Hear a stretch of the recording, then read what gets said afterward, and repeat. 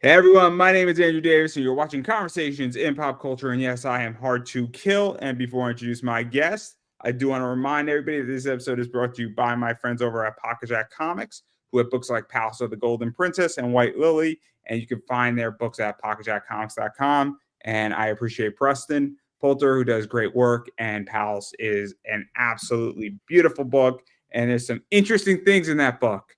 That is all I'm going to say. And you should go pick it up because I think you will be pleasantly pleased and entertained nonetheless. But enough about that because I have with me the great Tom Hutchison. So welcome to the show.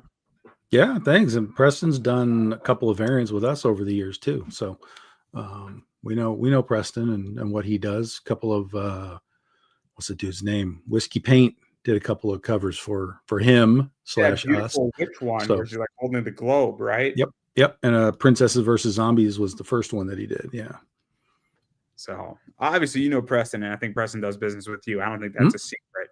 Mm-hmm. And he does well with your books, I think, at cons. A lot of the Oz stuff fits in nicely with his, books. So, but this is not about Preston. This is not about Preston. I want to make that crystal clear. This is about your book and what you got going on Kickstarter because you have a Critter book out, and it is a tribute book to some degree of Dirty Pair, which is an anime, and it's its 40th anniversary. But and we're gonna get to it. We're gonna get to it. But I figured I would allow you to introduce yourself. Not that you need the introduction, but there's some people who are going to be seeing this for the first time, hearing about you for the first time. And why don't you give the quick introduction of who you are and Big Dog Inc. before we get right into the good stuff. So Tom Hutchison, I'm the writer, publisher, art director, basically all things Big Dog Inc. outside of doing the art and all that kind of stuff. This is our 15-year anniversary in 2025. So we've been doing this for a while. We've been published by a few other publishers. Aspen was our publisher for a while. Antarctic Press has been reprinting Critter since last year as well. So I've also done some work with Dynamite Comics on a book called Bad Kitty. And we're just kind of starting to get back into the swing of the year here. My mom passed in April. So the whole first quarter of the year just kind of went right out the door. We've been taking the last month or so to kind of restart everything. So this campaign wasn't even really meant to be a campaign. Basically, we were doing this book, and so we made like a main cover that we made like 150 of. But then we had 3 variants that we were just going to take to the cons because we're going back into the cons.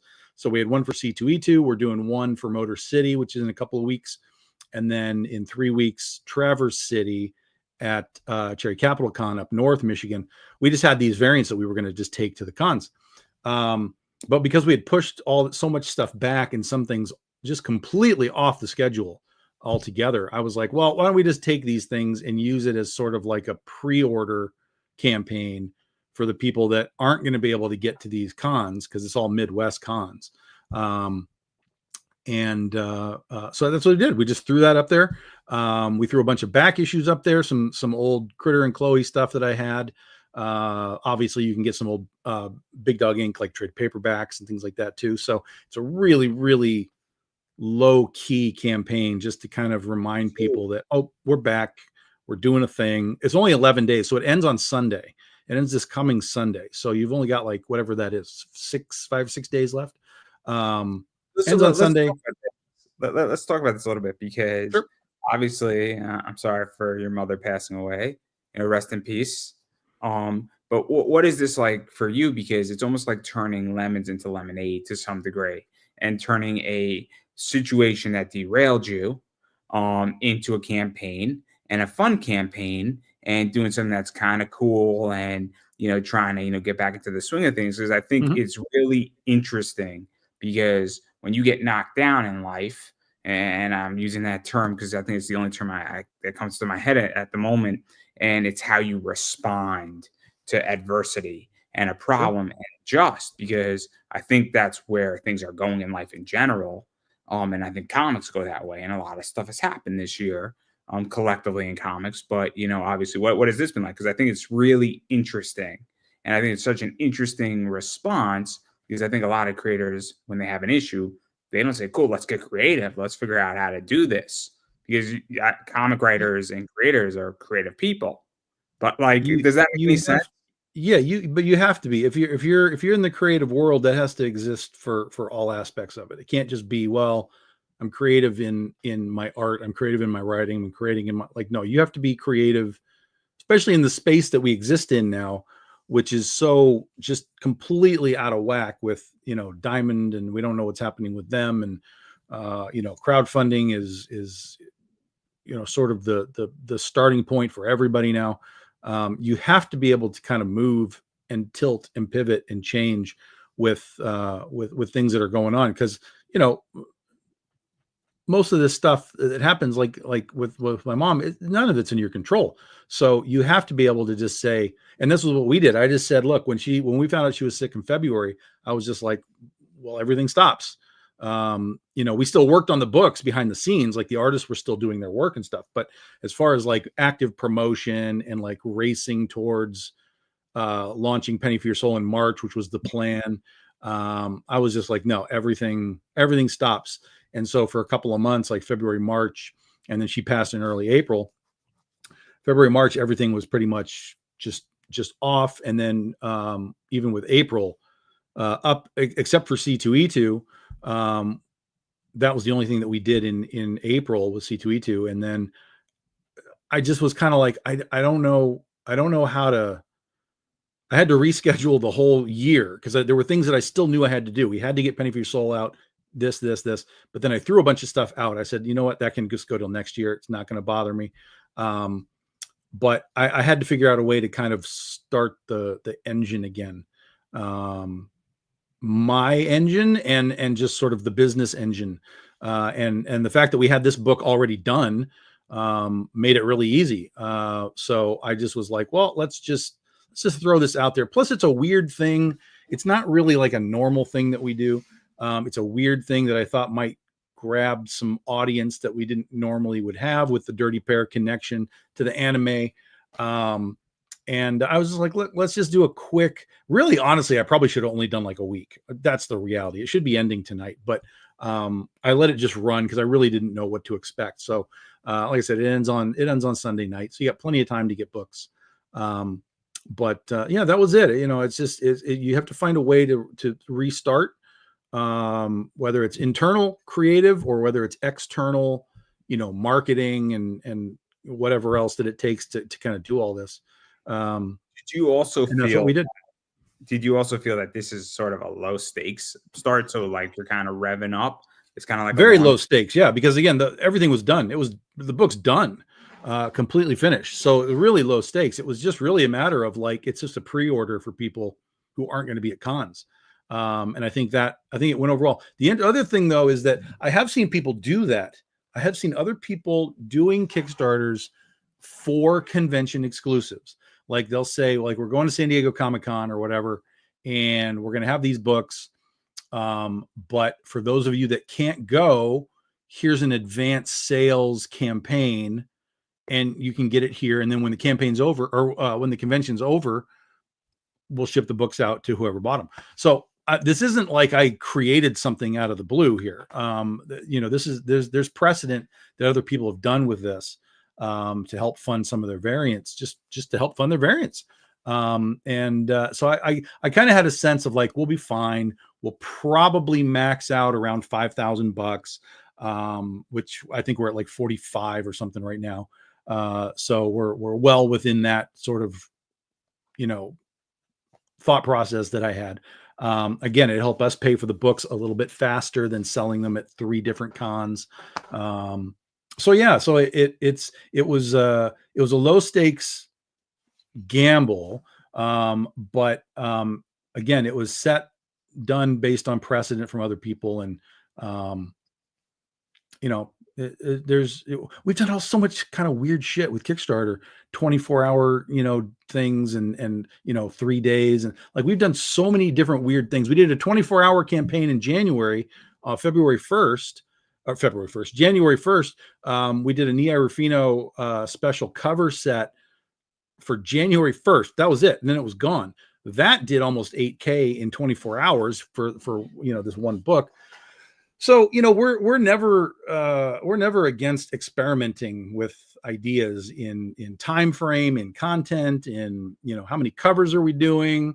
Can we This can is we do this with I wanna 4? Do we need 8? Like what's the experiment? And then you just see what the result is, and you go, all right, that was a good result. Like maybe we can translate that to something in the future. so I wanna touch upon that and talk about that a little bit because I like experimenting. Obviously, I play around with a lot of stuff. I play around with a lot of product. I buy stuff on eBay, and then I'll touch upon a new product, and then I'm like, oh shit, this did well. Like, what the fuck? I didn't expect it. I thought I was gonna have an X rate of return, and then I had an X plus 10, right? And I'm thrilled. And then I say, cool. Why did it do this? And I think it's a good thing to experiment. And I mean, but also I've heard people say, and I hear, snide comments and people talk behind people's backs and say, why did that person do that? And that idea failed. And I think it's really complicated because I mean, the way I feel is that there's plenty of things that I've done that I've tried that have worked, and there's plenty of things that I haven't that I've done that haven't worked. And my thought process is that I'm going to try everything until I find the right thing. And, Well, and I think here's the thing. Anybody who's backbiting because somebody tried something and it didn't work, they better sure come out on the other side, and when it does work, give that guy praise. But unfortunately, that's the world that we live in. Is no one cares when you succeed; they only care when you fail.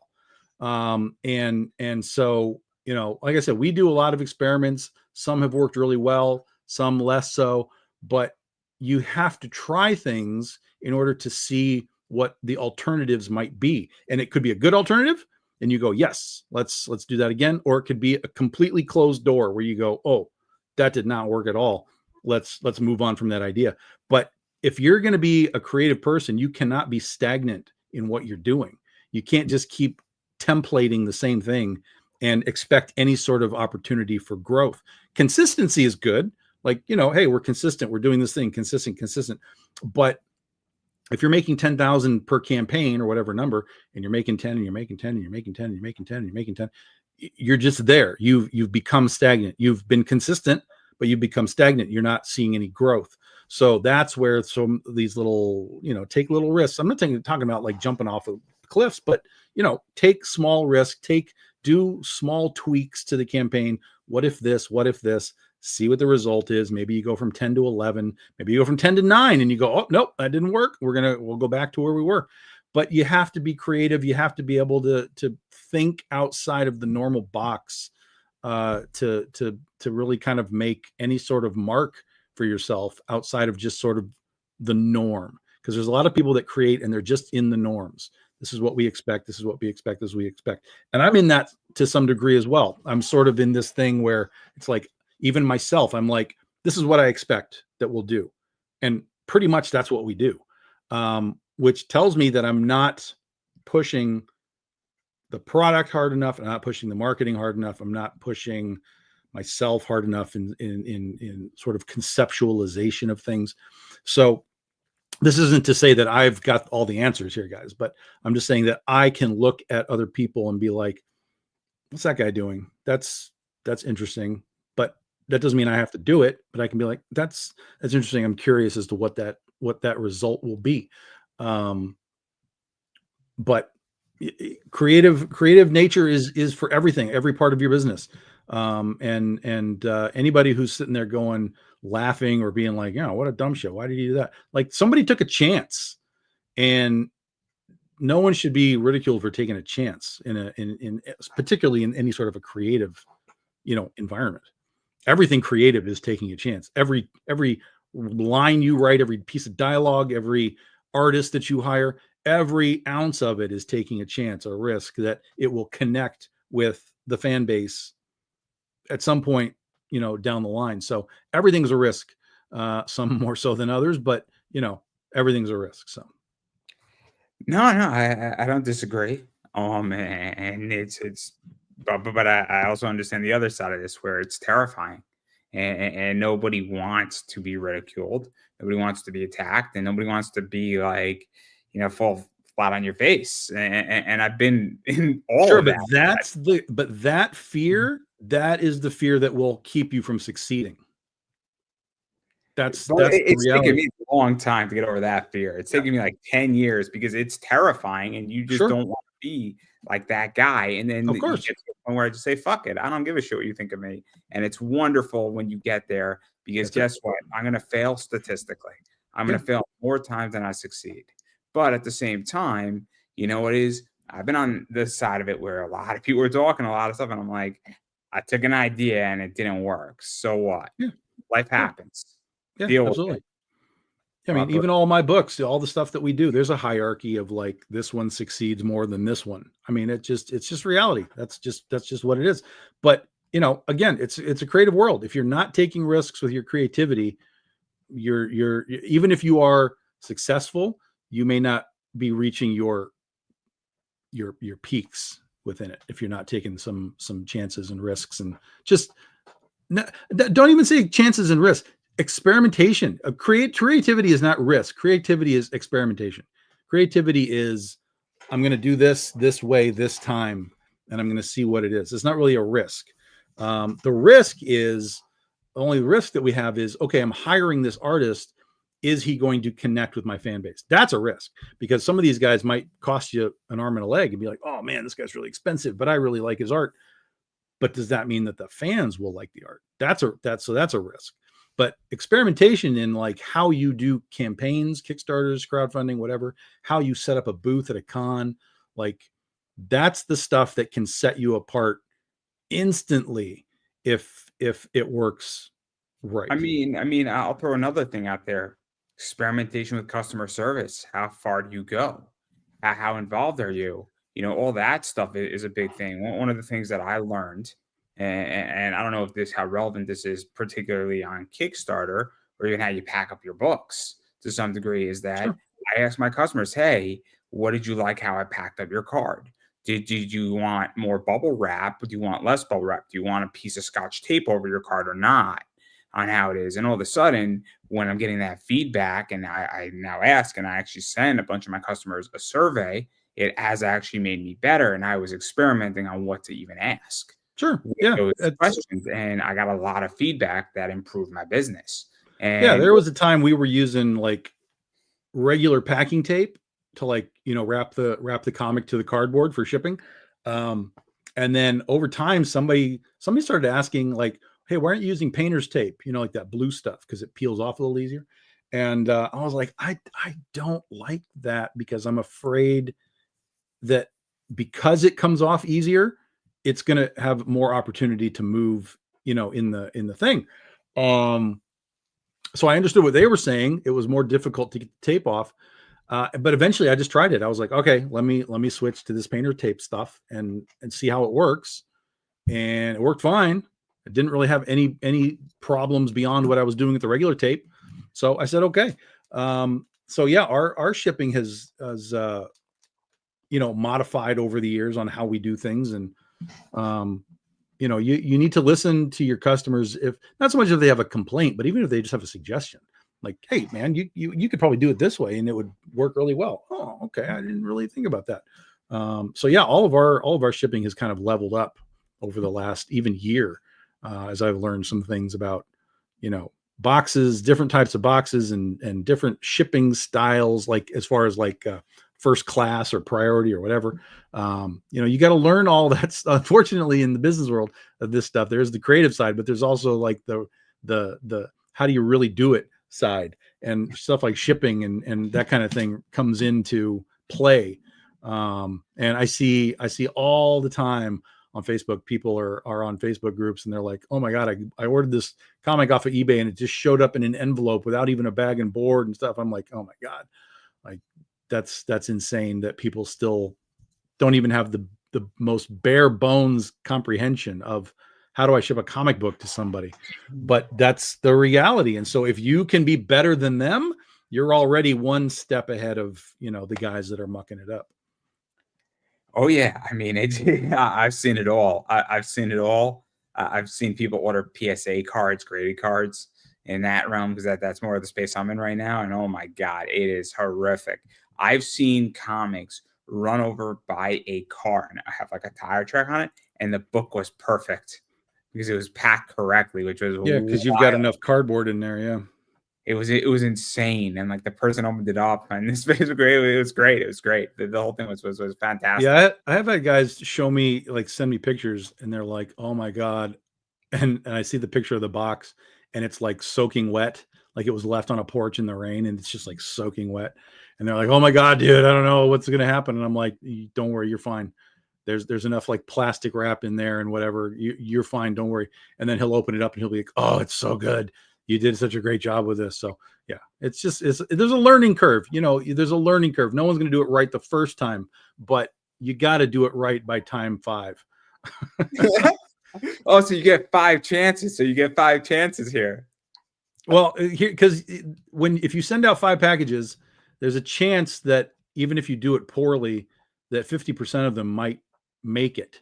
But by that 5th time, you should have enough, like this one made it and these 4 didn't, to know, okay, there's a problem.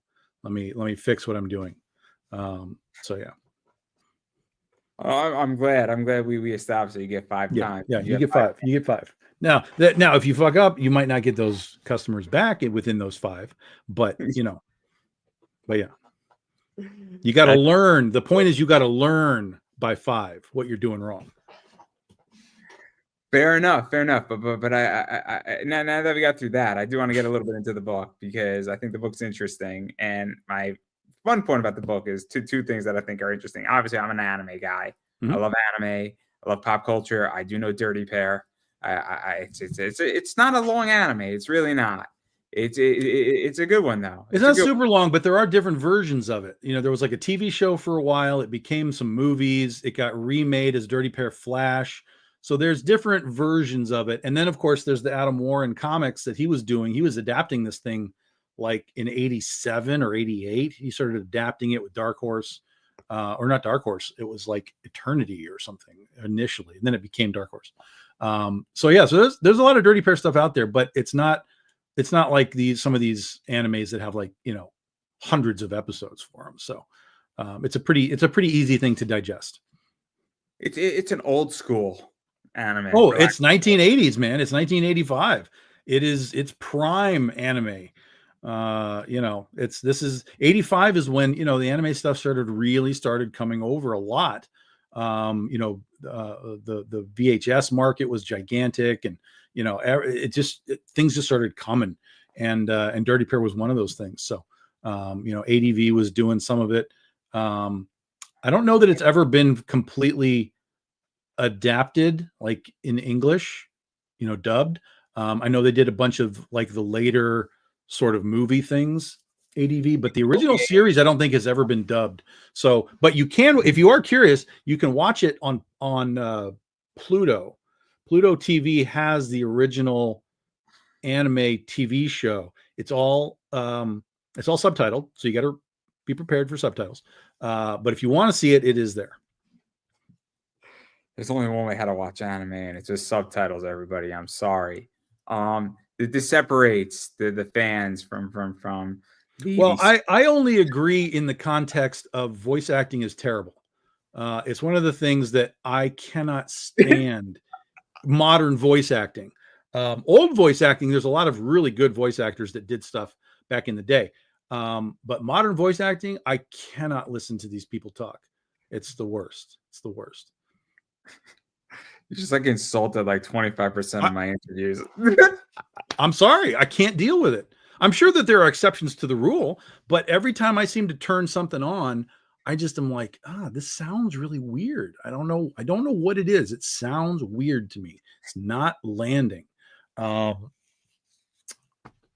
don't know. I don't know what the answer is. I have no specific, I might have the answer. It could be that it's the second part of the description of the job, where acting is the second part and voice. And it could very well be that if you're listening to somebody who's 50 years old and they've been voicing a character for 30 years, they have a different, I guess, upbringing to some degree. They have a different way they've done this. They've also been when this was coming over in like the 1995s and when Funimation was happening. Sure. And so when you have somebody who's 50 years old or 45 and they've been doing this for 25, 30 years, and then you have a young kid come in who's 24, not saying that they didn't go to school for this or they're not acting, but they might not have the chops to do it, or they might have had a different, you know, education in this whole system. Sure. Yeah. Oh, absolutely. Absolutely. And listen, there's definitely people that are better than others. There's no question about that.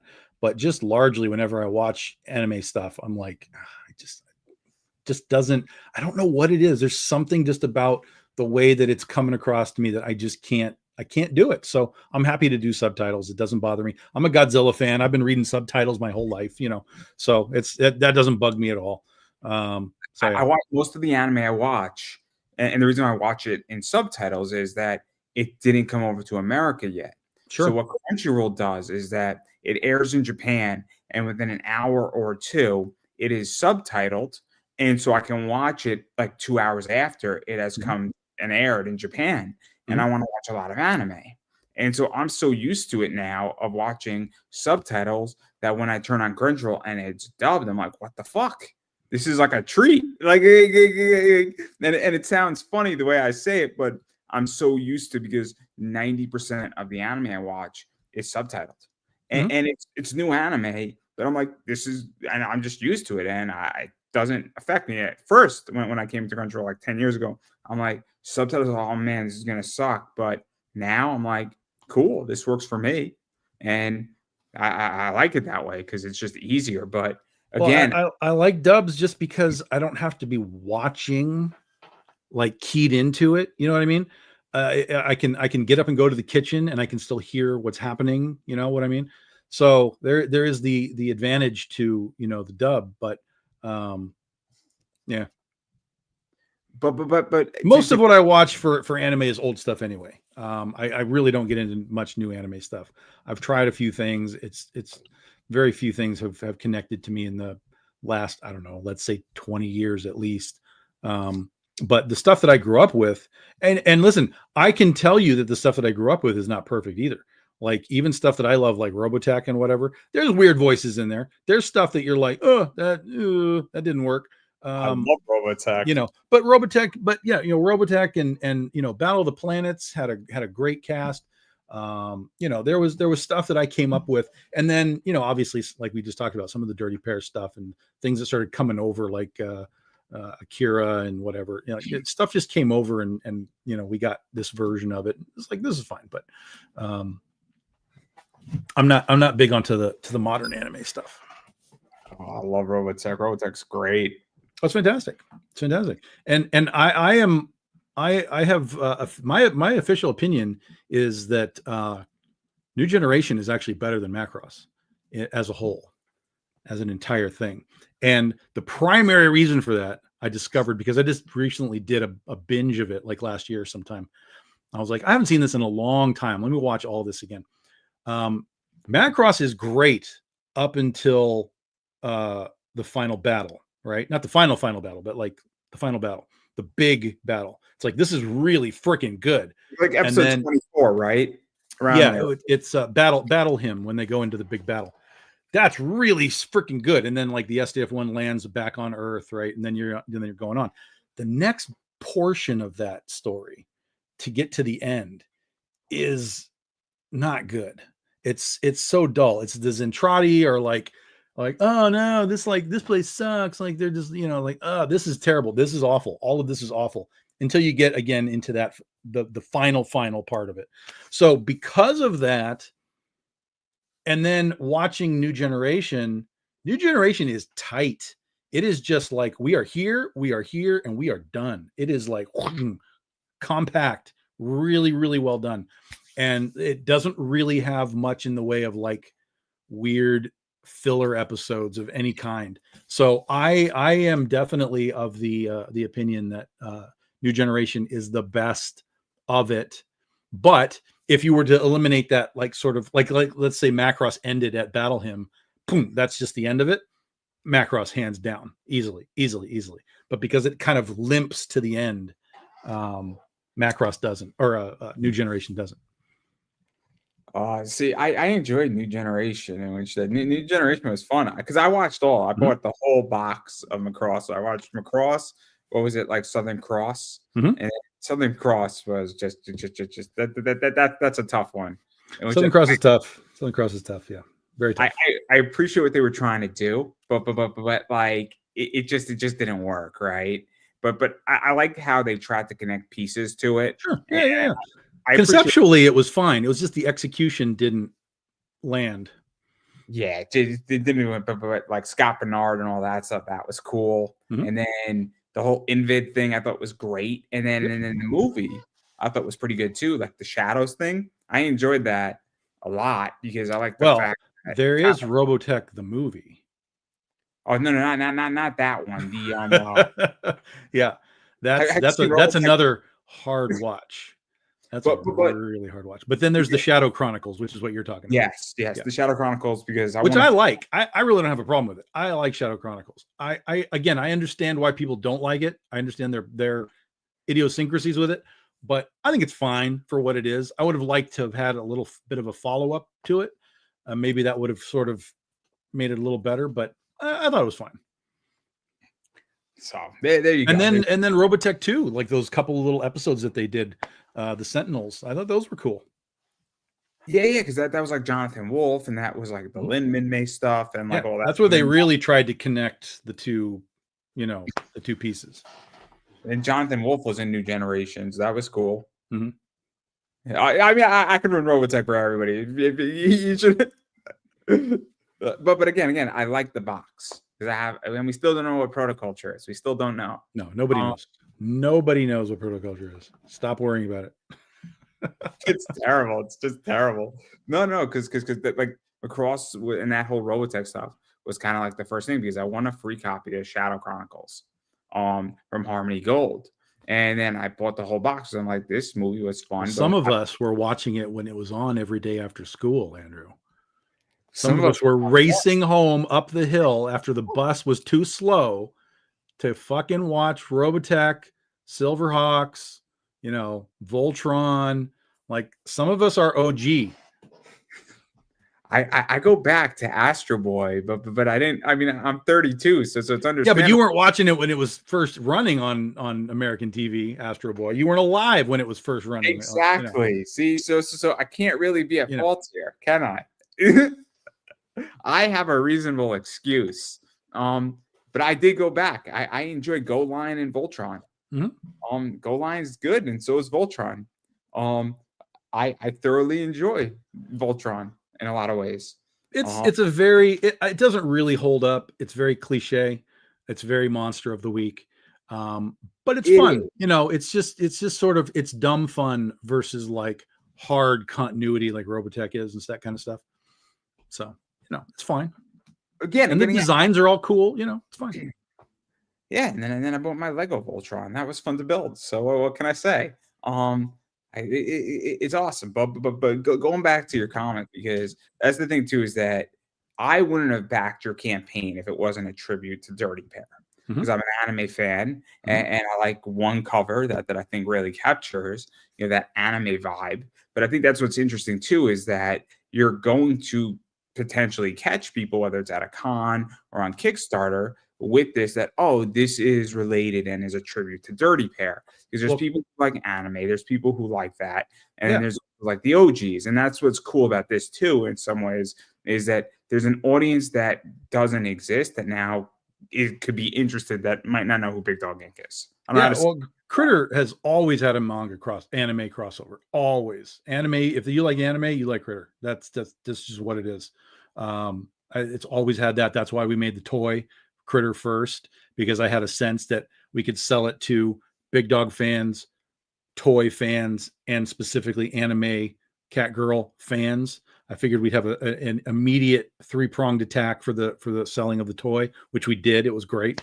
So she was a perfect character to put into this little weird mold, because she's already got the anime, little connection to begin with. So because I think it's smart, right? Because again, there's people who obviously like this stuff, and when it's like, oh, cool, people who they may not know the 85 Dirty Pair or the 87 Dirty Pair, but they have some semblance of it. If you're an anime fan and you're an old school anime fan, you have a semblance of you have an awareness of it. Yeah, for sure. And you're like, cool, this is related to that. And now, cool, it could be an introduction point, or it could be just cool. I see this at a con, and now, cool, what's Big Dog Inc? Because Mhm. it's a conversation starter, and that's a good thing. And that's what I think is also fascinating. And again, we go back to taking low risks. You doing a tribute to this is a very low risk on a creative side. Oh yeah. Oh yeah. Obviously, hiring an artist, spending money, printing the books, those risks are regardless of any comic you publish. Those risks always exist. But you're saying, cool, I'm going to connect it to a 40-year anniversary, low risk on a creative level. Yeah, especially since we've done these types of things before. We've done tribute covers, and we did the Showgirls pinup book, for the 25th anniversary of Showgirls. So we have a history and a precedent of doing these types of things. And our fans react to them. They respond to them. Like I said, this thing's almost got 100 backers and $4,500, and it's the small. There's 4 covers. I mean, that's it. There's 4 covers. So it's not some big monstrous thing, but it shows that you can kind of do simple things, still make some money, and help you out with your production costs, and get the book out to fans. Yeah, because to even talk about that too, because there's not a lot of these covers being printed. It's not a mass. No, not at all. Not at all. Also, what I like is that, and I think there's more technically, but you only limited, I think, all 4 of these covers to 85 a piece. The main cover is 150, and then the others are all 85. Yeah, we did 85 because it's 1985, so we decided to do 85 copies. Yeah. Because I like that too, because it's this idea where we're getting a short story, and we're getting, it's almost a collectible, and it's super limited, because Sure. once you're out of those 85, I mean, you're out Which of those. it won't take long. It won't take long. Yeah, with the especially with the Kickstarter, it won't take long. They'll all be gone.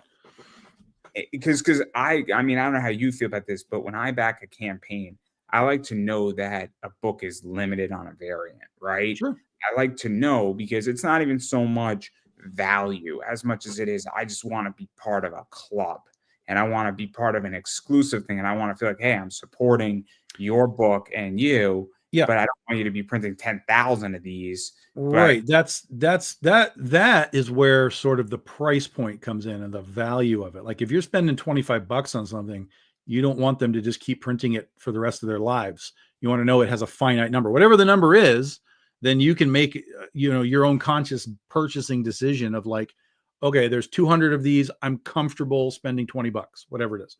But if they're just like, here's the thing, and then you just see it like for eternity being reprinted and reprinted and reprinted and reprinted,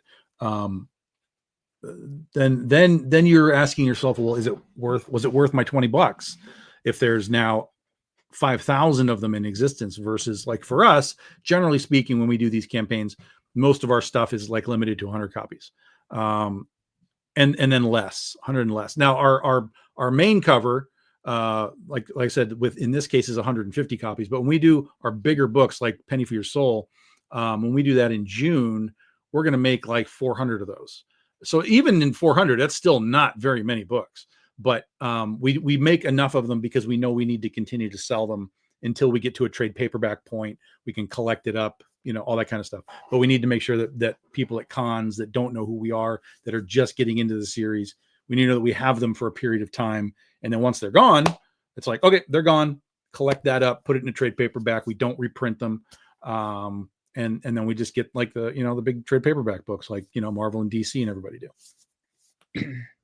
No, because again, I obviously, and the book that I picked up. I'm sure you could look it up, but I'll tell everybody when I start showing covers. But like, I just like the art style, but I like the fact that there's only 85 copies of it too, because I know there's 84 other people who are going to have this book, and then that's it, right? That's right. That's right. So it just makes me feel like cool. I feel like I'm one of 85 people in the world who has something. Mm-hmm. And I'm not looking to resell the book or anything. It's not like that. But I just feel like, cool, I know it's exclusive. And well, you're a collector, and there are collectors and there's flippers, and some people truly collect and they just want it in their collection. I'm a collector. I got all kinds of stuff. I was just at Dan Mendoza's Still Ilcon this weekend. So, I picked up a bunch of stuff from those guys. I'm a collector myself. I know what I like, and I've got a lot of boxes of my own stuff. So again, I'm a flipper too, in which that I buy and sell stuff to boost my own collection, and it's a nice little side hustle. So I'm both, but there's stuff that I'm not interested in selling, in which that I just like art and I like really cool things, and I like things that just when I look at it, just makes me smile. And because if I wake up and I have original pieces of art and I have one-on-one stuff that's drawn for me, and whenever I look at it, I just smile. And anytime something can make me smile, it's worth every penny I paid for it. Yeah. Every penny, because life is hard. And and I'm not going to go into the whole speech about it, guys, but life is hard. So anytime Yeah, something can and make I think we did 4 really good covers for this. I think they're all good in their own way. They all have their own vibe to them, but they all fit the book. They all are great art. They all are by great artists. Um, and because each one is really polar opposite, like none of them are just like pinups. You know, you get so many covers that are just like, hey, here's a girl standing here. None of them are just like pure pinups. So each one is a little different from each other, which I think makes it even better. So let's talk about those covers. So I believe this is the main cover. Mm-hmm. And so that's Yep. 150. And so obviously we have Critter and Chloe on it. That's it. And Yeah. Wanted to do I found a Dirty Pair like marketing.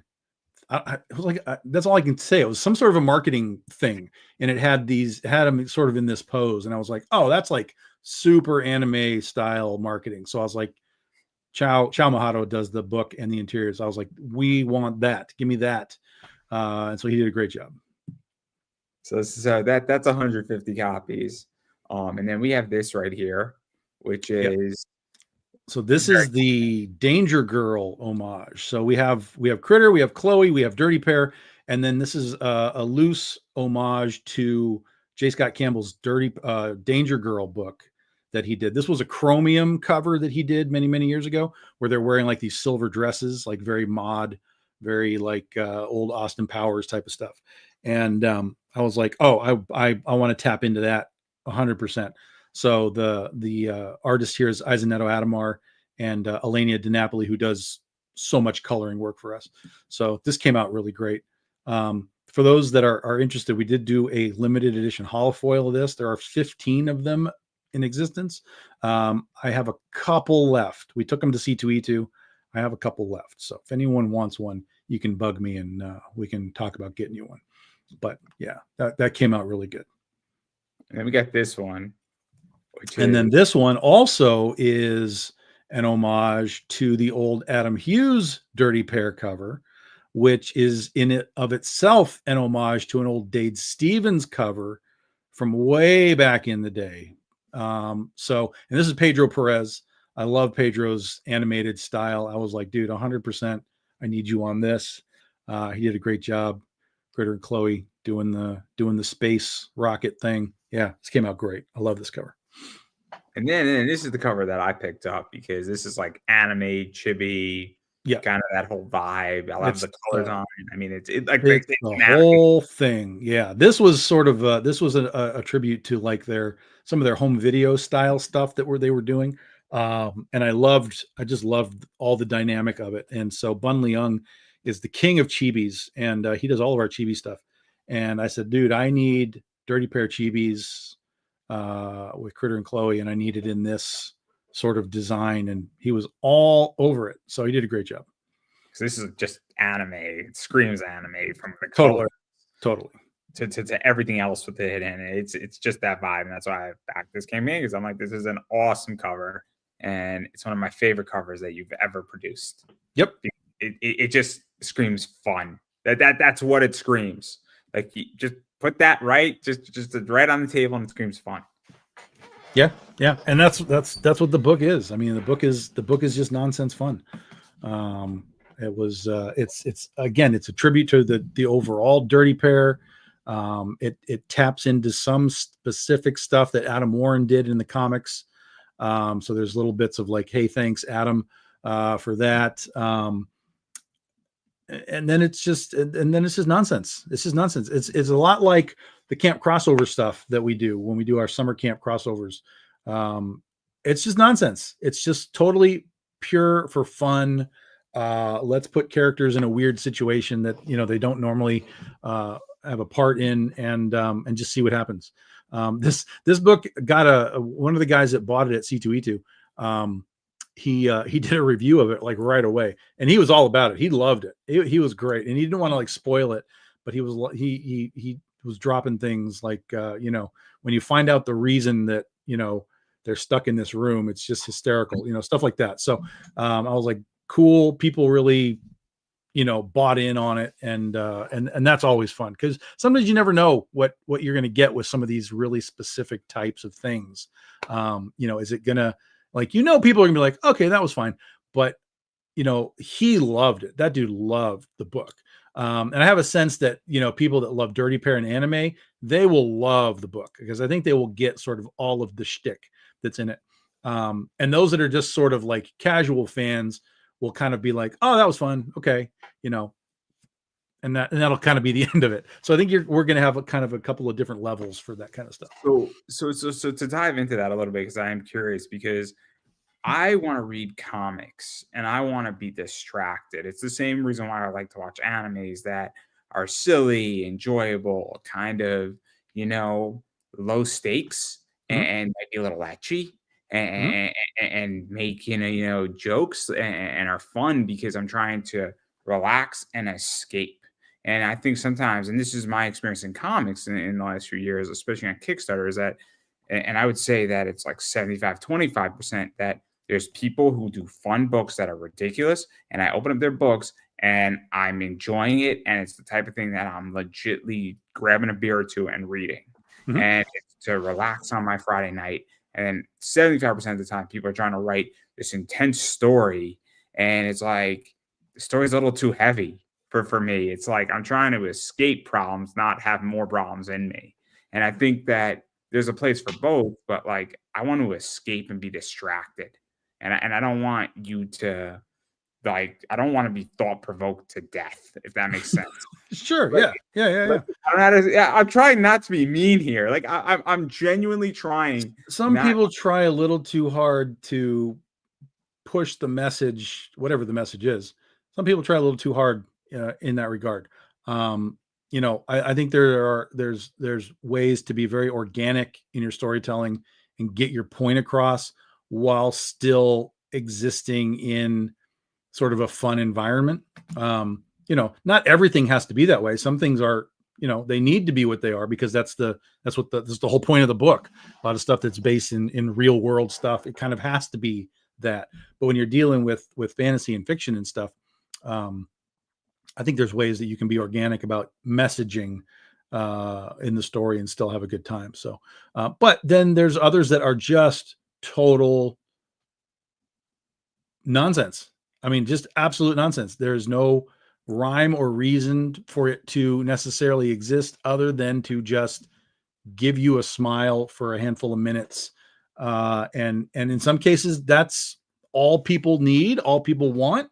Other people do want a little more story going on than just the cheesecake stuff that's happening. So, but that's why there's so much creative people doing so many different things, because there's so many different people that want so many different things. So, Yeah, yeah, fair enough. I mean, my favorite book of all times is this book called Axe Cop. It's oh, ridiculous. Jesus Christ. Yeah. Yeah. Ridiculous 101 is Axe Cop. Yeah. I discovered it on Free Comic Book Day, and I'm in college. And then I'm getting intoxicated with all my friends that Saturday night. I decided to open up Axe Cop, Well, and alcohol helps that book a lot. we're just passing it around, and we're all just cracking up with laughter, because we're like, this is ridiculous. Avocado Man is his assistant. They found a map to where the bad guys are. Like, oh, the thing was great, because we all got the joke of Axe Cop on a very different level, because we knew it was so ridiculous and totally stupid, right? Well, it was written by an 8-year-old. And You drawn by know this, the story, right? It's written by an 8-year-old and his brother. yeah, it was great. Yeah. And the 8-year-old basically writes stuff like this. Axe Cop walks into the alley, and then a werewolf jumps out, and then a ninja jumps out, and then a refrigerator falls on the werewolf, and then like that's how he wrote this stuff basically. And then his brother would take it and kind of try and clean it up a little bit and make it coherent and cohesive, but it's so random and then it's basically an improv comic book. Well, not even the comic, but like everything, because it was a cartoon and it was originally a comic that these guys were making by themselves. I want to say it was maybe on like a web comic or something. Is how it got discovered. It was a web comic. And yeah, that's what I thought. Yeah, and so it was, but it was just an improv. It's like, and then the aliens show up, and then, and so and then it became this thing for a while. This moment in time, this crazy IP that hung around for 4 or 5 years and then disappeared. But it's my favorite thing because it's so ridiculous and it's so random. It's so like fuckery. I'm like on tap. Like that's the only way I can describe Axe Cop is that it's fuckery on tap, and it's great because I could just read it and I'm getting completely hammered. And me and my friends are just passing it around in college while we're like getting fucked up. And it like that's my experience with Axe Cop. And then the next day we're like, yo, do you have any more copies of that? It was great. And it became like the running joke every Friday and Saturday night for the whole semester because it was ridiculous. And it's like my favorite book of all time because it's just so ridiculous and so stupid that every time I read it, I just laugh. You should read Battle Pope by Robert Kirkman. I've read parts of Battle Pope. It's you got to read some. You got to read some Battle Pope. That's out there. That stuff's out there for sure. Yeah. It's not quite as random as Axe Cop, but that's a journey. That's a journey. But like that's my point is that like that's what like again I don't know what the message of Axe Cop is, but there's no message. There's no message. None whatsoever. And to some degree, that's what you're going to get in this book, this Critter and Chloe book. It's nonsense. But it's based on the nonsense that came before it. It came from the Dirty Pair anime that I watched. It came from Adam Warren's Dirty Pair, and then just general sort of sci-fi stuff. But comedy is something that I've struggled with writing, and so part of my writer's journey has been to kind of try to write that stuff. And that's where all the camp crossover stuff has come into play, because it's allowed me to kind of bounce into a genre that I don't have to worry about continuity, right? I don't have to worry about like what happened last issue. Let me make sure that things are tight. Like it's just, nope, we're at the lake and we're water skiing. Nope, we're at the video game arcade and we're doing this. Nope, we're having a pillow fight. We're here. It's just, so it's helped me kind of break through some of the stuff that I've always struggled with as far as comedy goes. And then this one is no different. This is just like camp crossover stuff. It's just nonsense, just fun.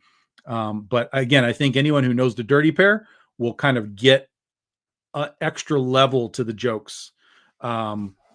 But there's nothing in there that you won't understand from a storytelling standpoint. You're not going to be like, I don't get it. Like what's the gag? Everything is laid out, but there's extra levels if you know Dirty Pair stuff.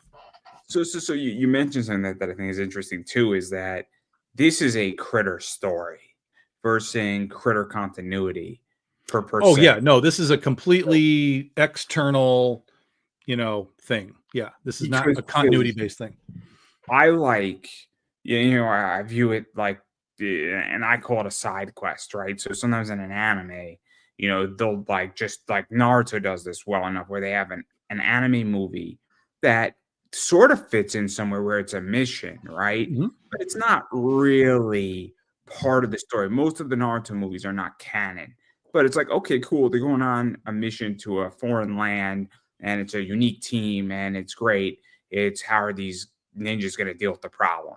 Or One Piece does it really well too, where it's cool. They're just on an island and we have an hour and a half, 2-hour movie. We know all the characters are acting as they're supposed to in the regular show, but what takes place in the movie isn't canon, but we still get So this would be like if so assume that Critter is Critter, like in the comic books, but then they got hired to like make a movie, and Critter and Chloe made this Critter and Chloe movie.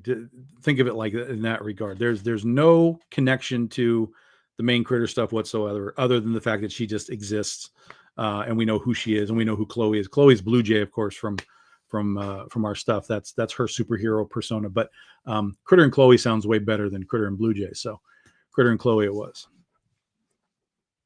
no, because I like just the fact that it's just a story with them, Mm-hmm. and then we're just seeing what the hell happens, and Yep.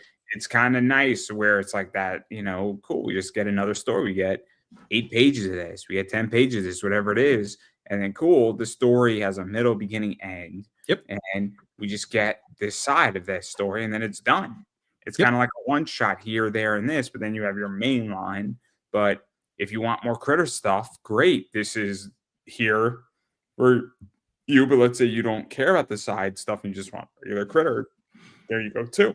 Yeah, you're not required to. This isn't a requirement to read to understand the series at all. This is just bonus content. It enhances, but it doesn't detract. Correct. Because I like that, because again, when I like something, I don't know how you are. When I like something, I want more of it, and I want everything to touch upon it, whether it's canon or not. Because I just like a particular character or a particular superhero or a particular anime character, and I want everything with them.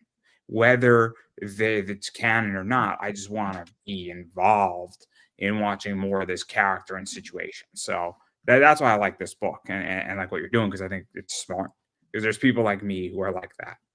Yeah, for sure. For sure. People want more of what they like. And, Critter has a history of alternate versions already anyway. But in this case, it's not really an alternate version. It's just her in a different setting. But it was fun to do. It was fun to do. And I mean, I knocked it out really fast. It was one of the fastest 8 pages I've ever written. It really just was like there. As soon as I kind of had the idea, I was like, okay, and what are they going to do? That, yep. How do I make that work? Yep. How do I finish this off? Yep.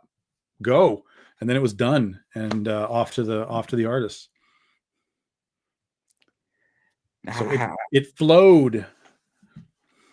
I know that feeling. But I don't want to press too much harder on this, because I do want to back out. But obviously, there's only 4, I think, issues you could choose from. I think you could pick up a digital. There's 4 covers, 4 new covers for the book. And then if you are new to Critter, Big Dog Inc. in general, there's some back issues that you can get for Critter and Chloe, just to kind of get a taste of some of the other stuff. And then again, if you're new to Big Dog Inc., there's a section of like trade paperbacks and single issues and stuff that you can try some of the other series in what we do. So, but if you're just here for the new stuff, there's 4 covers. It's super simple. And then obviously, I mean, you could pretty much get anything else you want. And then obviously your website and other stuff. But I'm going to give you a chance to promote in a second here, because I do want to talk about some other stuff, because you always have wisdom. And I think your wisdom is spot on most of the time. And I'm always curious what you think of comics and where things are going, because there's been a lot of stuff that's happened in this year. Obviously, we have tariffs in play to some degree. I'm not exactly sure how that affects printing per se. We got the diamond. Nothing. Doesn't affect printing. I don't know if it does. It doesn't. I'm telling you, it doesn't affect printing. Perfect. There you go. Yeah, doesn't affect printing. Well, more specifically, doesn't affect book printing. I don't know how it affects like newspapers or magazines or things like that. But in the context of what we do in the comic book world, I mean, there might be a little bit, but we're hearing like 100% tariffs and stuff like that. We're looking at like 8% differences. Like it's really minuscule. At least at this point. At this point, that's what we're hearing. Yeah. There's a reason why I asked these questions, because I don't know, because well, I mean, in fairness, we were all freaking out. We didn't know until we got to the point where printer in China, like what tell me what we're doing. And they were like, oh no, we're fine. There's no, I even heard somebody bought a guitar from Japan and there were no tariffs on it. So, like, I don't know what exactly is happening from a tariff standpoint, but at least as far as like printing comic books and trade paperbacks and stuff, it's very, very minimal. Good, fair enough, fair enough. I Yeah, didn't know, so that's why I yeah, asked. But yeah. obviously, we have that, and then obviously the whole Diamond thing going on, and then the bankruptcy, and then I don't. Again, Diamond is Diamond is still a toss up. No one really knows what that's going to be. For now, it'll be basically business as usual. But as the new owners sort of see what that is, they'll start to make their changes, whatever they're going to be. But until they start making changes, nobody knows. Nobody knows. It's all just pie in the sky at this point. But it is bought. It is sold. Somebody does own it. It's owned by I think Universal and the guys that that company owns the NECA toy brand. So those guys own that stuff. At least that's the way that I understand it. So now we just got to see what their plan is for doing things better. Like we talked about at the beginning of the show, like how do we do this better for the stores, for the companies, for whoever else. And I don't know what their plan's going to be. So that's just a big wait and see at this point. But they are purchased, so they're not gone. Like we know that Diamond exists and will continue to exist for at least the foreseeable future. Again, I don't really have any comments because it doesn't affect me for as far as I buy things. I mean, as long as my store has what I want, that's the only way it affects me, right? I mean, I'm not producing anything or sending anything to Dime to get printed, so But at the same time, I'm well aware that it does have an effect on me, just not directly. Yeah. It long term it can, but it's just right now it's just a matter of what is it that they're going to decide to want to do to change or not change whatever it is that's going on. And then I'm always curious what you think of just where comics are going in general, like crowdfunding, because I have my opinions, and the market is massively oversaturated, and everybody and their uncle has a comic at this point. And it's not oversaturated at all. It's very normal right now. Very normal. In fact, we're at, let's see where we're at right now. Now you could say that normalcy is a saturated number. I mean, that's an argument. Right now, there are 286 active campaigns on Kickstarter. It's been fluctuating a lot the last few years where the big bumps are. Last year, we had a crazy bump at the end of January into February. It went over 300. I've never seen it do that before. Usually we see that in the summertime, summertime. It kind of gets up to 300 and kind of hangs there until the end. But the previous year, we had a bump in September, October, November. And then we had a bump in February, March, April. Those were unusual bumps. This year, we did get a spring bump, but it wasn't in January, February. It was in March. It did bump over 300, but then it's come back down. It's within norms right now. Now, you can say again that 286 active campaigns, that's saturated. But I mean, what do we want? Do we want 50? I mean, you know what I mean? Like what isn't saturated?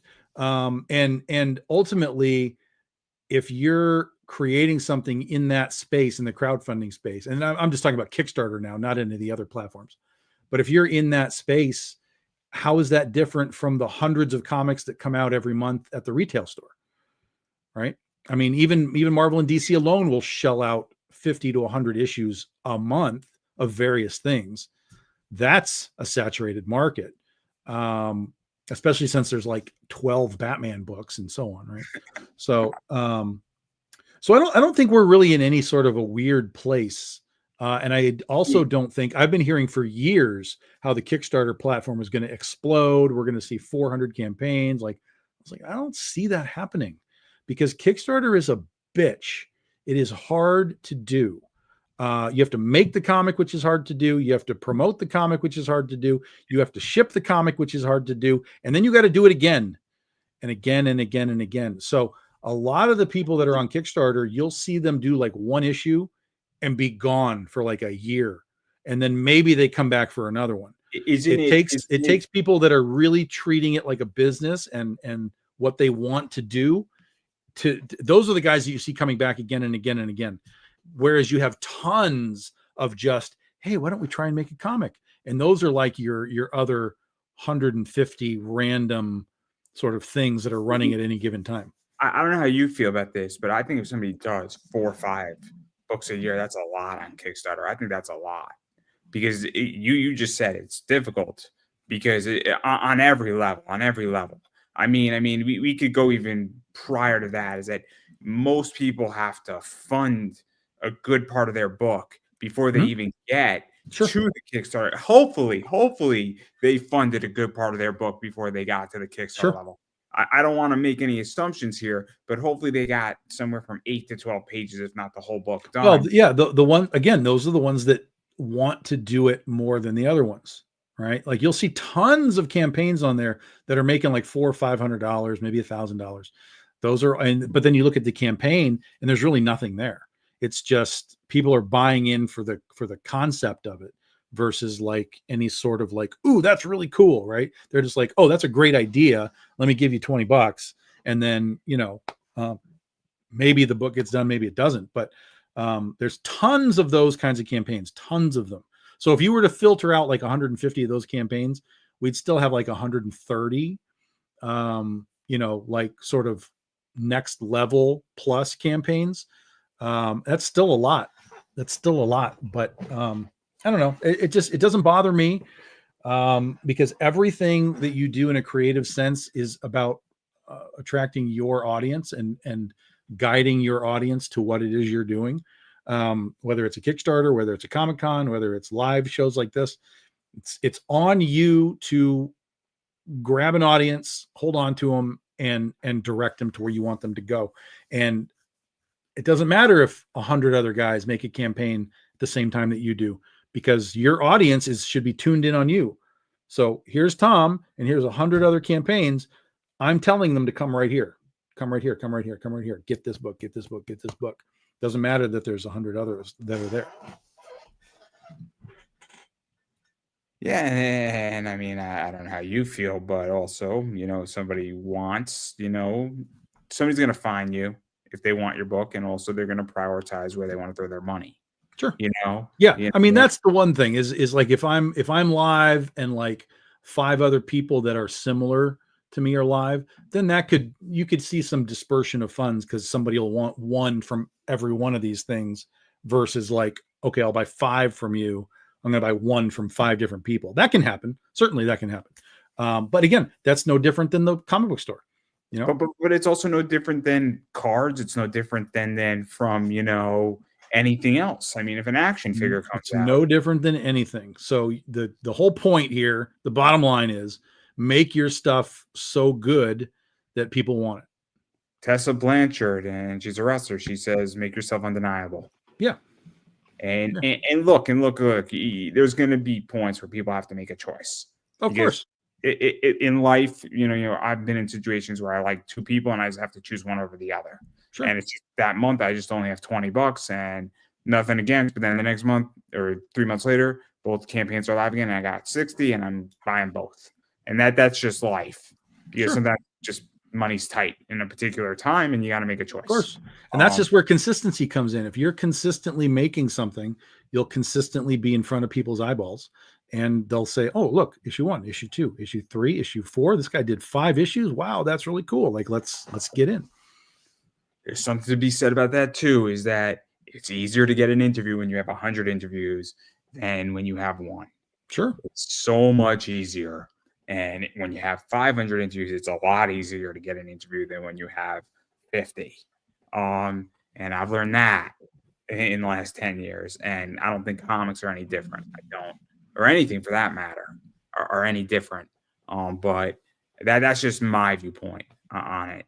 But I would ask you about variance, but I think I know the answer to that, because If you want to buy 3,000 variants, all you got to do is call it Marvel. They'll happily do it for you. Sure. Sure. Yeah. I mean, the only problem with variants is that so many of them are just junk. There's just no art direction. You're just getting these weird things just thrown on, and it's just like, okay, whatever. And then there's the guys that are just like, they're not even trying anymore. They're just like, oh, I'm just going to draw a naked Ahsoka and sell it. Like, what the fuck? Like, what are you doing?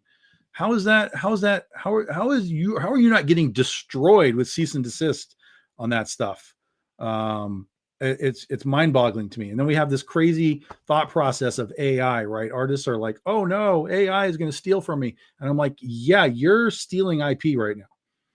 You're literally drawing Ahsoka naked. That is not a public domain character. You are selling it for profit.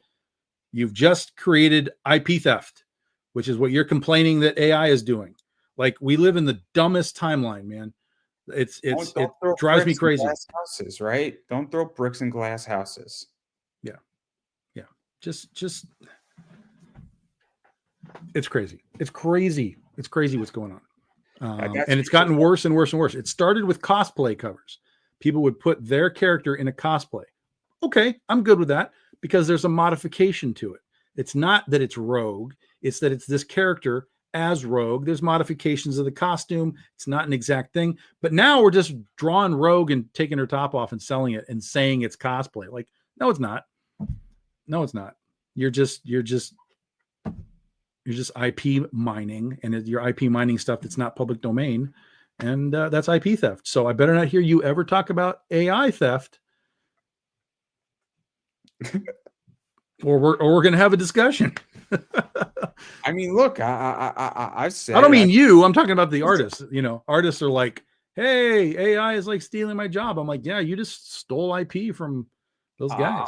I have a very different viewpoint, and I'm happy to debate anybody on AI. So this is where I have an issue with the whole AI art issue, is I view AI as a collective, right? And there's so much benefit from AI. And in my job, and my day job, I work in accessibility, and AI is making it better, faster, and cheaper to do accessibility. So I have an issue when you start cherry picking AI and the good and the bad, because I can't separate the whole problem. Now, I'm not a fan of stealing per se, but I also think we need to come up with better solutions versus saying, well, I like AI, but I don't like the AI art problem. It's like, it's the whole shebang and the whole thing, and it's a package deal once you introduce AI. Well, once you introduce it, yeah, but that doesn't mean that one isn't functionally relevant and useful, and one is just purely theft. And the art side of things requires the theft of art for it to work. So that's where that comes in. That's where all that kind of stuff comes in. But I'm also one of these people that says all the time, AI's here. It's not going away. It's not changing. It's going to get better. It's going to get better. It's going to get better. It's irrelevant what your opinion is. Unfortunately, it's irrelevant what your opinion is. People will use it. People are already using it. All you can do really is just choose. Do you want, as a creative, do you want to use AI in any capacity? Yes or no? Your choice. As a fan and a buyer, do you want to buy any AI stuff? Yes or no? And that's it. That's all you can do. It goes further too, is that it's also the idea is that how do you want to adapt and protect yourself? If you can, and that these are open discussions, right? And so when we go to AI and ethical AI and all that stuff, the question becomes is that how do you protect yourself, or how do you protect your money, or is it that you have to adapt to a changing time, or are you set in your ways? And not you personally, but you know what I mean with this. And these are the discussions that don't happen. Adaption is everything. Everything is adaption. There was a point in time in our life where a tractor didn't exist and people were doing things by hand. Tractor came, people didn't have to work in the fields anymore. So adaption is everything, right? And in a lot of comic book cases, I don't really see that artists are going to be losing jobs because they can still do the job, right? It's not like, I'm hiring J. Scott Campbell and suddenly AI is here. And I'm like, well, let me use that. I'm like, no, you can still do the job. Do the job for me. So nobody in my circle has been replaced by AI. I have seen people using AI to do like some animation of their art, right? Like they'll do a cover and then they'll have AI make it like, move around and stuff. But that's not being sold. That's just a marketing sort of tool and technique. But people will argue, well, the animators that you would have had to have hired, they lost their job. I mean, okay, that's fair. I see where you're going with that. But that's what I'm saying. It's just it's going to take little steps. I'm already seeing it taking little steps, and eventually people are just going to be like, all right, it's just here. So I see it differently. So 5 years ago, I work in digital accessibility. AI couldn't write alt text and it couldn't detect good alt text. So now Sure. AI within the next year or two in digital accessibility is going to be able to detect alt text, write good alt text, and also determine if it's like a grade 1 or a grade 6 level. And that's not going to put me out of a job. This actually makes my job better and it actually makes my job faster, which is crazy. And it's not a bad thing because it still needs to be trained. It still needs to be checked. It still needs to be QA'd. Sure. But guess what? It just does the job. But guess what? It's not putting anybody out of business or anybody out of work. In fact, it's making it more work for me, per se, in a different capacity. And so I'm adapting. And so that's why I'm such a proponent of AI. But again, it's your choice if you want to use it. It's your choice of how you want to deal with it. It's your choice on how you want to say, cool, what can I do if I'm an artist to make this better and make my job easier or make my skills better? Or maybe I don't want to touch it. Maybe I don't want a part of this. Or it's up to you to figure it out. And how do you use a tool? Because it's only a tool. Mm-hmm. But I don't like the fact that nobody wants to have these conversations because every time I bring this up, it's fuck AI. And it's like, that's not the answer. I'm sorry. The answer is not fuck AI. The answer is AI. I don't like AI, but I need to learn what it is so I can figure out how to either protect myself or how to use it. Or because if I say, hey, I'm pro AI everything, people are going to defriend me on Facebook. And how does that help the solution? It doesn't. Nope. Then there's the environmental part of it too. It takes tons and tons of water and stuff to run these machines, and there's an environmental impact to all this not just AI, technology in general. There's an environmental impact to all of it. But again, no one's stopping it. I mean, look at the lithium mines that we have to deal with, right? Like that's slave labor happening for these lithium mines so that we get our batteries. But that's not stopping. If that's not stopping, AI is not stopping. So, figure out your part in it or ignore it. If you want to ignore it, you're welcome to ignore it. But figure out your part in it and what it can or can't do for you. And then that's it. That's it. I'm unbothered by it. I understand why people are bothered by it, but I kind of just come at it from that angle of like, well, the barn door's open. It's not going to be closed. I am not bothered enough. No, again, I like having these discussions because I like the fact and I like talking about this because I have a viewpoint and my position is clear and convince me otherwise, everybody. It's fine to be wrong. You can be wrong. It's fine. It's fine. You can be wrong. All I know is that I had a very scary AI moment, and it was good though. My friend has a Tesla, and he decided to test out the self-driving AI. Yeah, that's all moron shit right there. That's the worst. The worst idea on the planet is self-driving cars when not all cars are self-driving. Holy God.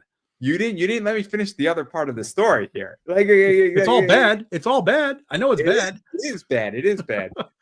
I'm still alive, so it's not all bad. So my friend decided to test his self-driving Tesla update, merging onto the GW bridge. So I said to my friend, and I quote, I said, I hope your car doesn't take a left turn because on the left side was the water, right? Because if it does, and we go over this bridge, my parents are going to kill us both. But before they do, they're going to revive us so they could kill us both again.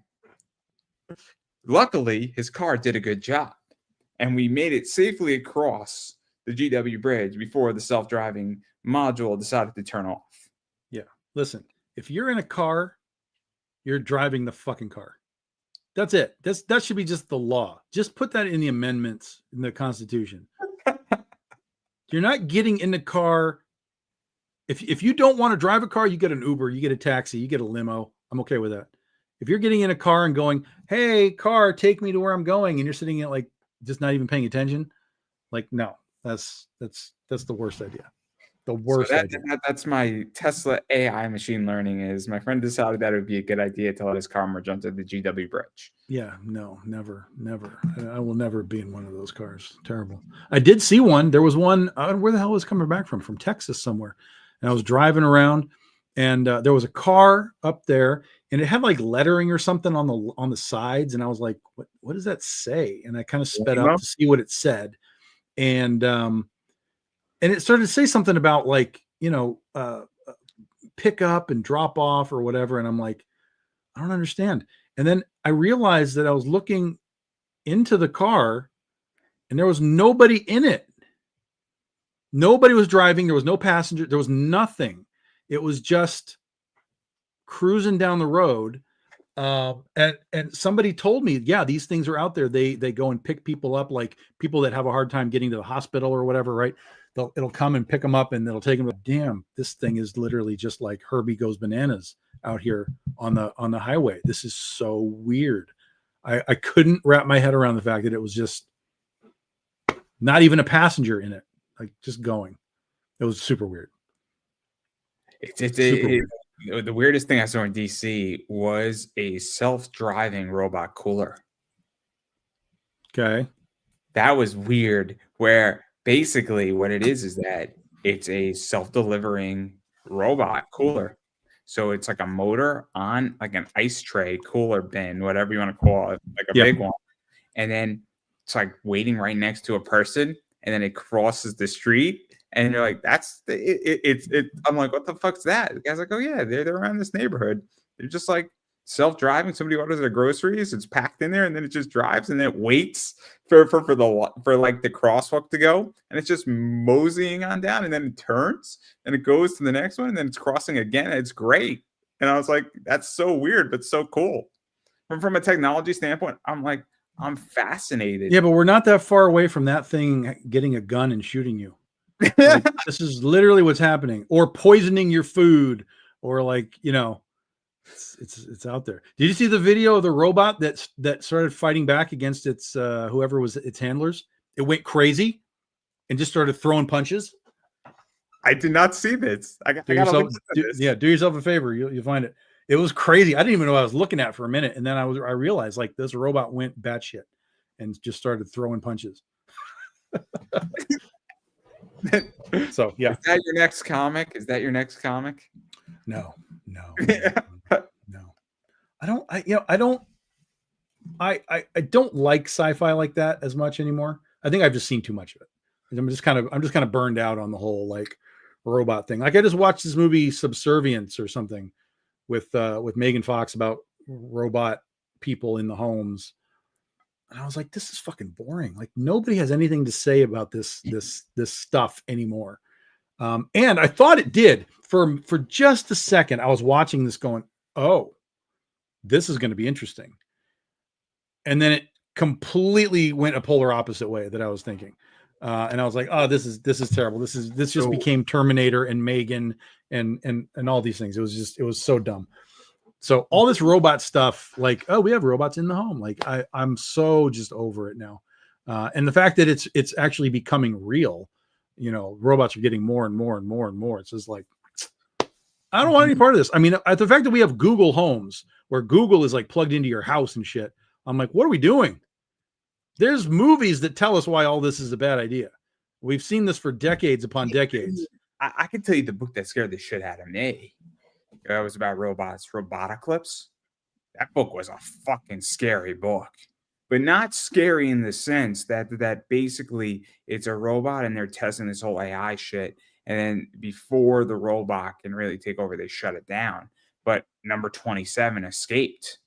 And now all of a sudden, number 27 is hacked in and it's moving around and it's trying to crash two planes into each other. And it's these small things and it's escalating and Yeah. escalating and escalating. And it's trying to exterminate humanity. And then what happens is that it's the whole history of this told by a guy of them beating back the robot over like 10 years, right?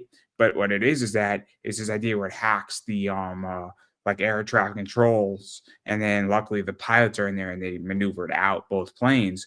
But like you're like, oh shit, like this is not so ridiculous because what would it No, be not that? at all. I And we mean, keep trying to input more and more AI into all of it. So it's all a bad idea. Like the last great robot book. that I really liked was Ultron, because Ultron woke up and went on the internet for 5 minutes and decided that humanity needed to die. I was like, I understand you, Ultron. I understand your journey. Yeah. But book was great. Fantastic book. I thought the message was great. I loved every second of it. Read the sequel. The sequel is not as good, but it was fun because it's a humanity fighting back. But it's also like the message I got out of it is saying, wait a second, like it's not going to take that much for this shit to do it. No, not at all. But I'm still pro AI. I'm still pro AI. I will be a robot. I will never have a Google Home. I'll never have a Google Home. But you will have friends of mine have that. They have all that stuff like hooked up, all their lights and everything. Everything's hooked up. They just sit there and talk about, hey, Google, turn the TV on. Hey, Google, turn, do this. I'm just like, just pick up the remote, dude. Like, what are you doing? Just pick up the remote. Push power. Do you have an Alexa? I'm way too analog. I am just way too analog. And again, I'm Gen X. I have gone through all of this technology upgrades, and I am just too analog. I just want to pick up the remote control. I want to pick up a paper copy of my comic books. I don't want digital comics. Like, I am just an analog guy. I want the stuff. I'll ask you this. Do you have a problem with like the Xfinity talking into your remote? The what? So on my Xfinity remote, I could talk into my remote and then I could say, hey, go to. Oh, we don't have that. We don't have anything like that. So you see, I love that because that's awesome. That to me is perfect. But like, I don't want to say to Alexa, turn on my TV, right? Like, I don't want to do that.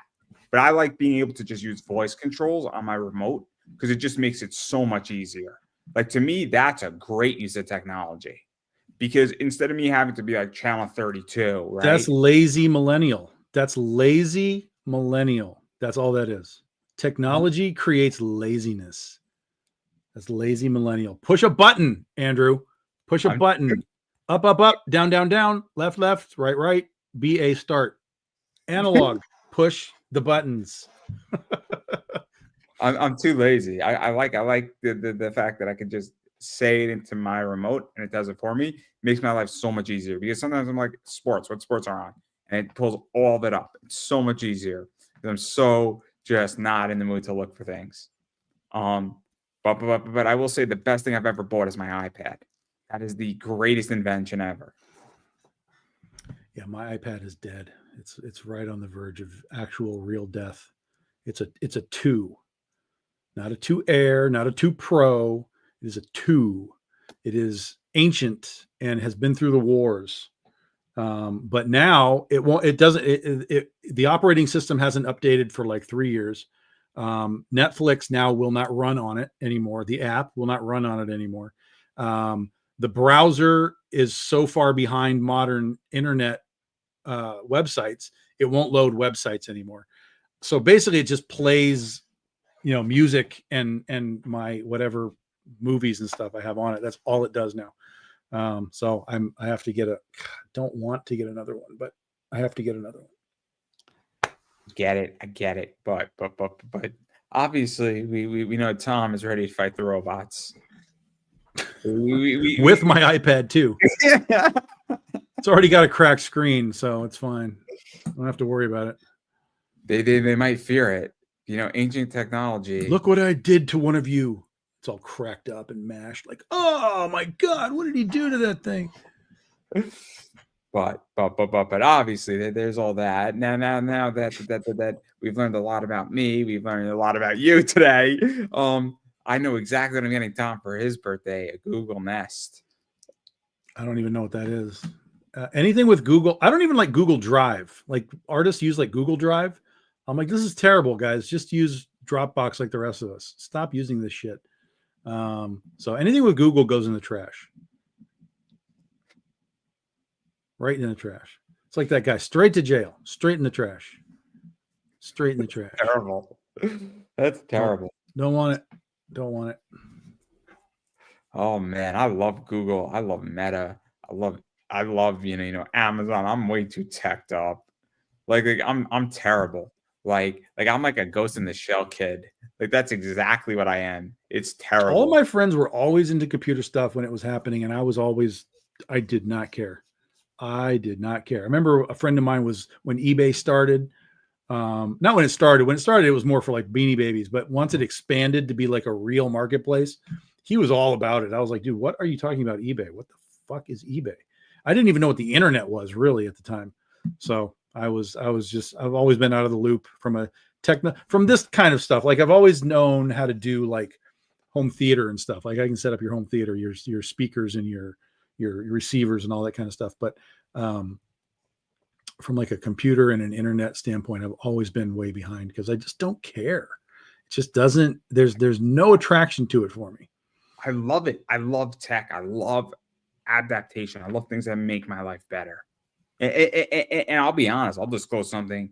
I have a physical disability. So technology, in my opinion, makes my life better, makes it so that things work better and that I have more freedom than I've ever had. I live in an That's fair. That's very fair. Yeah. I work 4 days from home and I'm productive at my job, and I work in digital accessibility and all digital stuff and making it accessible. Right. So like I'm in the exact place I want to be. And if COVID didn't happen, I would be required to be in my job 5 days a week, and it would suck because I am so much more productive and my life is so much better. You could get a car to drive you in. You don't have to do anything. Sit in this.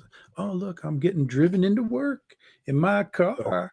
So the point that I'm making though is that like that's why I'm so plugged into technology, because all this stuff makes my life better, and it makes it so that it's cheaper. I can get services. Like it is just as expensive for me to order my groceries as it is for me to go to the store and do it myself. Like, and stuff like DoorDash and stuff like all this other stuff. It's legitly.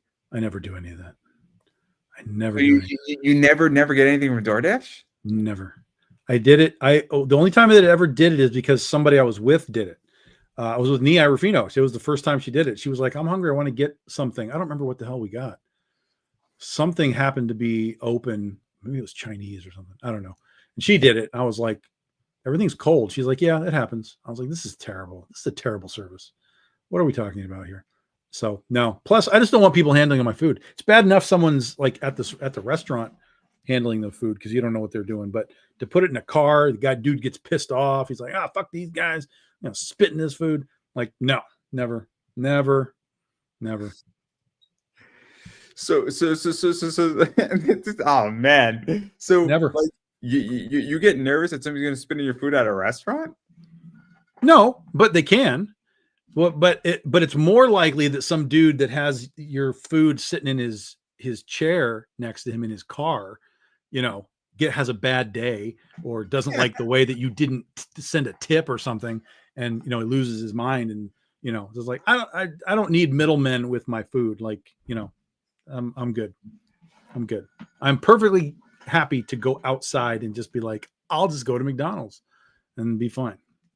Okay then. I mean, look, it's I'll go to Starbucks and I'll get what I want, but like sometimes it's just like I just want to order something in. I'm tired and I'm lazy, and it's like mucky out. You just said it. You just said it. Say it again. Mucky? No, before that. Starbucks? In between that. Lazy? Yes. There it is. I don't know what millennials. That's the millennials right there. Millennials and the Gen Z, they're so freaking lazy. I'm not lazy in the sense that I work hard at my job. I am lazy when it comes to mundane things, right? So like Sure. me Yeah. going to That's get fair. my food, Yes. in which that is a meaningless task that will take 30 minutes for me, and it's not worth the extra But what are $3. you doing at home for 30 minutes while they're bringing you the food? What are you accomplishing in that 30 minutes besides watching another anime episode? Exactly. I have quotas to meet, and it is not easy to do this job, Tom. It is not easy. You think this anime is going to watch itself? I don't think so. All right. This So is a we got to the bottom of it. We got to the bottom of it. You saved 30 minutes so that you can watch one more episode. Okay. All right. it's worth every I can even accept that. To me that's a rational thought process. or sometimes I'm working and I order food so that it's just there.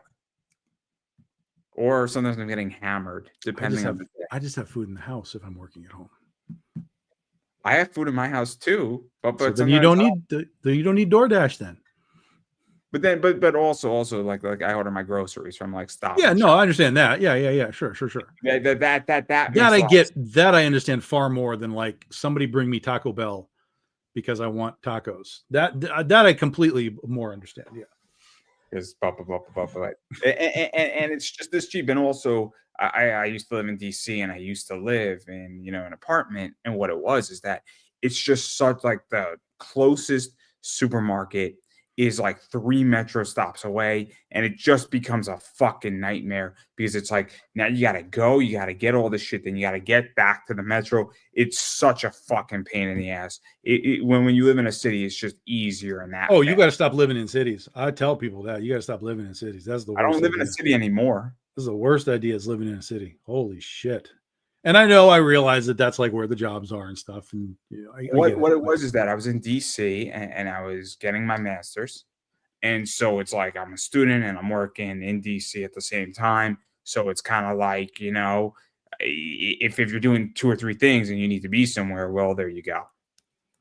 But I enjoyed being in DC a lot. I really did. But The city is why I don't do New York Comic Con anymore. Like I don't want to be in that city ever again. I don't want to be there either. Cities, man, they're just the worst. The exception I think for me would be Seattle. I've always enjoyed Seattle. I've never had a problem with Seattle. It's worked. It's functional, oddly enough, because it's a really tight kind of quarters. But Seattle has always been one of those sort of big town with cities that I'm like, this is all right. This one works, but it's so far away. That's the only reason I don't go to Emerald City anymore. It's because it's just so far away. My whole thing is that I don't like New York Comic Con because I don't like the Javits Center. The Javits Center is not a good convention center. Well, I haven't been there since they've done all the renovations. Fair enough. But, I haven't been there either since they've done it. But I've had like 2 bad experiences there, and I'm just like I don't feel like giving them a third chance. I'm sorry. yeah, It wasn't great. It wasn't great. The con itself is great. Like the people once you're inside, like this is a good fucking con, man. People come to this con, but you got to deal with so much to get into it. It's not great. But like I loved when I was in Awesome Con because Mhm. Awesome Con it's a huge convention center, but it's also spacious, like in the aisles, and that's just such a luxury. And I know it sounds weird, but when you can actually like you don't feel like a sardine, it's so wonderful, and it's also just like easier just to navigate because there's just more room. Like I feel New York Comic Con to me was just tight the 2 times I went. And I Well, was yeah, just but like, that's just because they have fucking 200,000 people show up. That's so they have good aisles there, but there's only so much they can do without just widening aisles and eliminating booths, to make wider aisles. So that's the difference there. Awesome Con is going to be a tremendously smaller show than San Diego. Like San Diego has the same problem.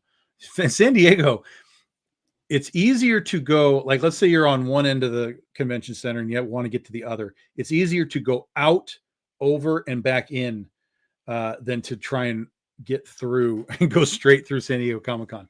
It's a nightmare to deal with that. So yeah, you gotta learn all the little tricks to get through some of those places. Yeah, but New York is I don't think there's any shortcut to New York. No, well, at least not when I was there last. No, because it's all just inside. It's just you're in and you're in. Yeah, there's not much you can do. I'm curious as to what it looks like now, but I'm not gonna worry about it. It's not for me. There are better places to go. There are more. Again. I just didn't have a good time, and it's just not a good fit for me. Like Awesome Con was a good fit for me. Like Anime Boston was a good fit for me. Like Anime USA was a good fit for me. I was just at something in Hartford that was a good fit for me. Like just like I don't lose much by not going to New York Comic Con, if that makes any Yeah, sense. yeah, no, I'm same way, same way. So it's just and also it's just like the amount of money and all that stuff. Like it just I could have the exact I lose what like 5%. That's nothing. That's minuscule to me because there might be only one guest who I want to meet and do something with, and or like there might be a bunch more people signing comic stuff.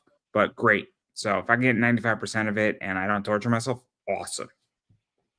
That's my that I mean, but that's life, right? That's trade offs. But Sure. anyway, obviously, I do want to give you a chance to promote yourself. So you got a lot going on with Big Dog Inc. Obviously, this year has started off and it's ramping up now. Yeah. Um, so obviously, where can people find you? What's on the docket? Where can people find the Kickstarter? All that good stuff. Because Yeah, obviously, so we got whatever it is, five days left. Looks like we got 5 days left. 5 days left on the current campaign. We're going to launch Penny for Your Soul for our 15-year anniversary, like late June, like third weekend of June is I think the plan right now. I'm going to be at Motor City Comic Con in 2 weeks, Traverse City up north Michigan the week after that. Then 2 weeks after that, I'm in New York for Oztravaganza. I'll be there with Nia Rufino. And then we'll kind of have July and August off, and then we'll be doing some more shows in September and October, including a huge show in October. Third week of October is Big Texas Comic Con, and they are rolling out the red carpet for us. They are bringing 8 BDI people down there. Myself, Nia Rufino, Asher B. Oh my God, who else? Ryan Kincaid. Keith Garvey is going to be there. So they're bringing a ton of us down there for Big Texas Comic Con to celebrate the 15-year anniversary, which is going to be amazing. So, and then in October, we'll have our final Kickstarter campaign of the year as well. So yeah, there's a lot still to do, even though we kind of had to push it all back a little bit. crazy, but that's good though. That's good that it's rolling down and you got this figured out. And obviously, I've been saying it a while is that you got to back people's campaigns. You got to support people what they're doing in their books. If you like what you see, you should obviously like it, back it, support it, back the Kickstarter, all that stuff. But even going beyond that, and let's say that you have a store, I think, right? A store, well, we have the web store. Yeah, bigdoginc.com is the web store. Yep, absolutely. You can get trade paperbacks, back issues, all that kind of stuff there. Yep. So that's another place you should check out. And then obviously there's some other stuff too. I think you got a Patreon. Are you still doing that? We do Patreon. Yep. We've got like 40 some people on Patreon, patreon.com/bigdoginc. And if you are a backer for our campaigns and a Patreon member at any level, you get what's called Patreon perks as a bonus. In the past, they've been like original art sketch cards, metal trading cards, sometimes comics that are exclusive to the Patreon folks. So there are bonuses to being a patron and a backer to our Kickstarters. So that's all that. And then obviously, following people is also helpful. And then as far as I'm concerned, everything that I do, obviously for those who are interested in what I do, because it's my show, I'm going to promote myself. I run obviously this YouTube show. So please subscribe if you are not watching on YouTube at Pop Anime Comics. You can check me out there. But furthermore, you can follow me on Twitter/X at Pop Anime Comics, Instagram Pop Anime Comics, Facebook is Pop Anime Comics, and I do run a little eBay store. So please look for comics and collectibles. Come shop with us on eBay. And I know how many people love when I do this, but obviously I have cards like this in my store, which are pretty cool. I have stuff like this, which are base relics, where they put a base in a card, which is always fun and really cool. I carry a lot of WNBA stuff, so I got these up right now. These are super, super expensive in my store at the moment. And then obviously the Cavs are playing right now. So I do have an Evan Mosley 101 out there, Defensive Player of the Year. So that's a good one. And I got some Jalen Brunson stuff up there. right now. So I got a lot of stuff. And a lot of this stuff sells out really quickly on Panini's website. So when it does sell out, and luckily I get it. So if you're looking for that type of stuff, everybody, I got you covered.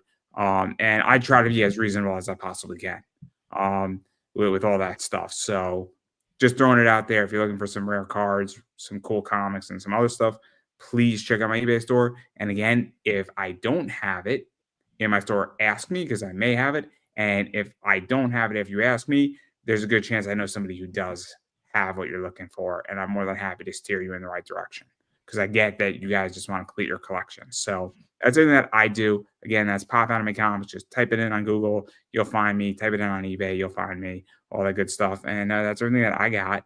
And on that note, I'm going to give you the final word. Well, no, just like you said, get out, support. Like we talked about the whole show is creativity is out there. There's a ton of people that are wildly creative and doing awesome things. So the more you support creativity, the less AI gets involved in it. And that's good for everybody. And I don't think I could have said that any better myself, everybody. And that is a wrap.